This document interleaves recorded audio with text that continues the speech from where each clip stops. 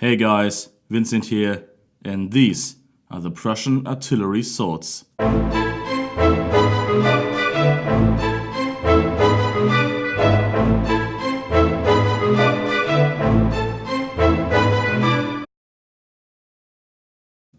This video here is actually a bit out of my planned schedule, but since I'm selling one of these two sabres, I wanted to make a video about it before it goes to the postal office. This episode will be about the two Prussian artillery sabres that were used from 1848 until the end of the First World War in 1918. And since those two sabres are very similar, I thought it would be easier to just produce a single video. Alright, that's enough talk, let's just start with a closer look at the star of our video. The Prussian artillery sabre new pattern, or Artilleriesäbel neuer Art in German, is a medium-length sabre with an elegant single-edged blade and the typical Prussian style of handguard that looks like the letter P.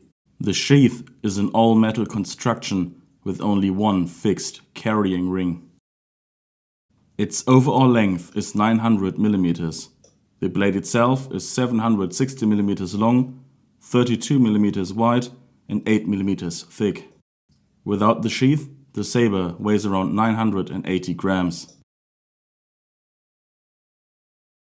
At the end of the 1840s, the Prussian artillery was looking for a new sword model for their horse artillery batteries. They adopted a sabre that was very similar to the earlier light cavalry sword M1837, which in itself was a slightly modified copy of the famous Blücher sword M1811. The new sabre for the artillery was given the name Artillery Sabre M1848. Sadly, I don't have a light cavalry sword M1837, but I have an M1811, so you can see the influence that this older model had on the newly adopted artillery sabre. Of course, when talking about the Prussian M1811, you have to mention that the credits for this design go to the British military, since the 1811 is basically just a heftier version of the 1796 light cavalry sword. As you can see here in the video, the biggest difference between the 1811 and the 1848 is the thinner blade and the different style of blade tip. Both the 1837 and the 1811 had a back point tip, while the 1848 has the more modern spear point tip design. The M1848 proved to be a very successful sabre for the Prussian artillery. It was carried during the Danish-Prussian War of 1864, the Austro-Prussian War of 1866, and the Franco-Prussian War of 1870-1871. All three wars ended with a Prussian victory, and especially during the Franco-Prussian War, the highly modern and advanced Prussian artillery was a major factor for the Prussian victory. Due to its slim design, it was easy to carry and was later given to infantry and artillery ammunition columns as their standard-edged weapon. This sabre was also popular with officers and would be used even way after 1918. But nothing lasts forever, and in 1896 a small change was made, and this meant it was time for a new model designation.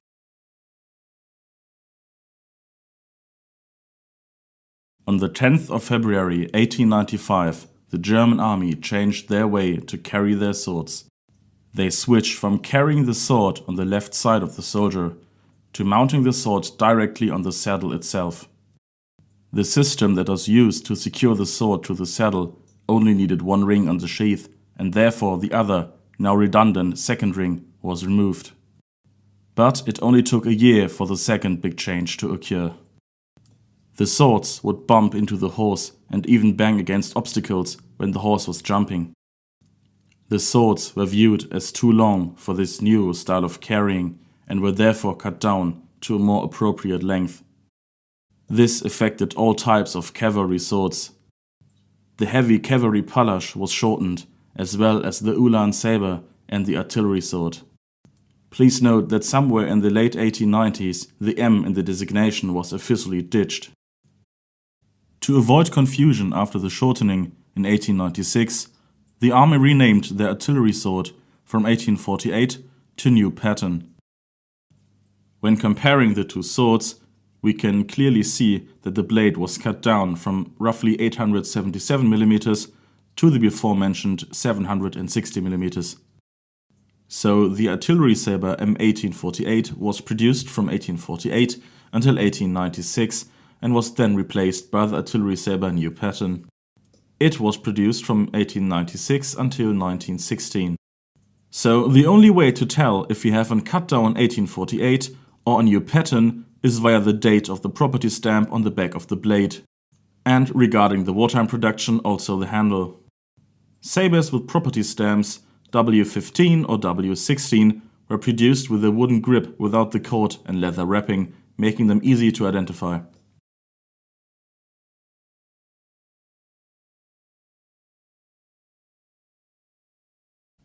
Even though this is the first episode with a detailed look on a sword and not a bayonet, the 4 different types of markings we need to have an eye on don't change. We still have a manufacturer marking, some proof marks, a property stamp and unit markings. The manufacturer is Erfurt, but you can't see it very well because it's hidden behind the guard, so you just have to trust me. The proof marks are on the back of the handle. The property stamp is W97, indicating Kaiser Wilhelm II and the year 1897. My M1848 is stamped with W73 for Kaiser Wilhelm I. Wilhelm II got crowned in 1888. Unit markings are for an artillery ammunition column. The letters don't work this time because ammunition is written without an A in German, it's just Munition, and therefore there's an M stamped and not an A. The sheath has nice matching unit markings on it. And that's it for this video. Thank you so much for watching. If you have any questions regarding Prussian or Imperial German weapons, please feel free to ask. Don't forget to like, share and subscribe. And this leaves me with nothing else to say but I will see you guys in the next video.